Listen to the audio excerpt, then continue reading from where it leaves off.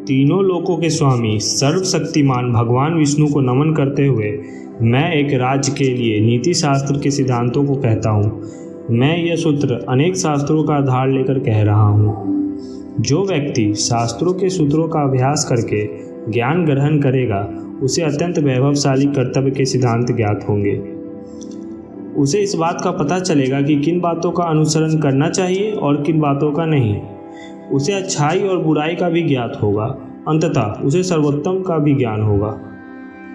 इसलिए लोगों का भला करने के लिए मैं उन बातों को कहूँगा जिनसे लोग सभी चीज़ों को सही परिप्रेक्ष्य में देखेंगे। एक पंडित भी घोर कष्ट में आ जाता है यदि वह किसी मूर्ख को उपदेश देता है, यदि वह एक दुष्ट पत्नी का पालन पोषण करता है या किसी दुखी व्यक्ति के साथ अत्यंत घनिष्ठ संबंध बना लेता है।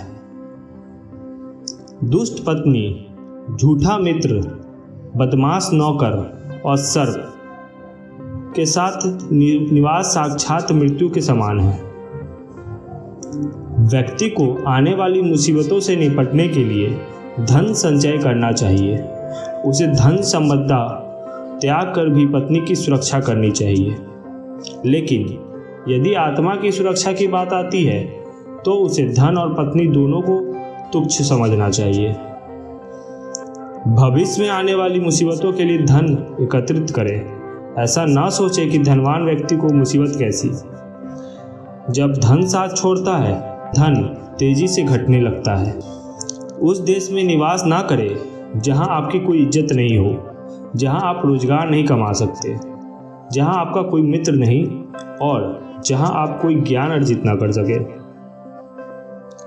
ऐसे जगह पर एक दिन भी निवास ना करें जहां निम्नलिखित 5 ना हो। एक धनवान व्यक्ति, एक ब्राह्मण जो वैदिक शास्त्रों में निपुण हो, एक राजा, एक नदी और एक चिकित्सक।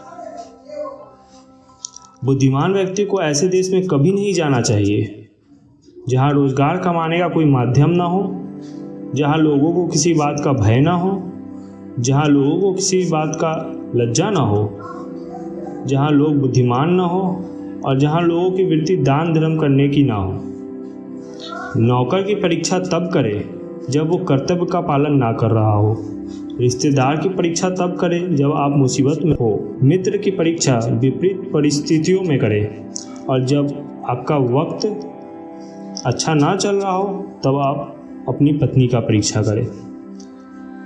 अच्छा मित्र वही है जो निम्नलिखित परिस्थितियों में आपको न त्यागे। आवश्यकता पड़ने पर, किसी दुर्घटना घटने पर, जब अकाल पड़ रहा हो, जब युद्ध चल रहा हो, जब हमें राजा के दरबार में जाना पड़े और जब हमें शमशान घाट जाना पड़े।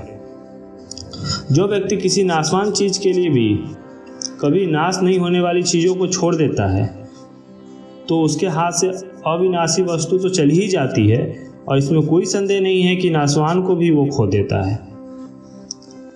एक बुद्धिमान व्यक्ति को किसी इज्जतदार घर की अविवाहित कन्या से किसी व्यंग होने के बावजूद भी विवाह करना चाहिए। उसे किसी हीन घर की अत्यंत सुंदर स्त्री से भी विवाह नहीं करनी चाहिए। शादी विवाह हमेशा बराबरी के घरों में ही उचित होता है। इन 5 पर कभी विश्वास ना करें। नदियाँ, जिन व्यक्तियों के पास अस्त्र शस्त्र हों, नाखून और सींग वाले पशु, औरतें, यहाँ संकेत भोली सूरत की तरफ है। रहने बुरा ना माने। राजघरानों के लोगों पर अगर हो सके तो विष में से भी अमृत निकाल ले। यदि सोना गंदगी में भी पड़ा हो तो उसे उठाएं, धोएं और अपनाएं। निचले कुल में जन्म लेने वाले से भी सर्वोत्तम ज्ञान ग्रहण करें। उसी तरह यदि कोई बदनाम घर की कन्या भी महान गुणों से संपन्न है और आपको कोई सीख देती है तो ग्रहण करें।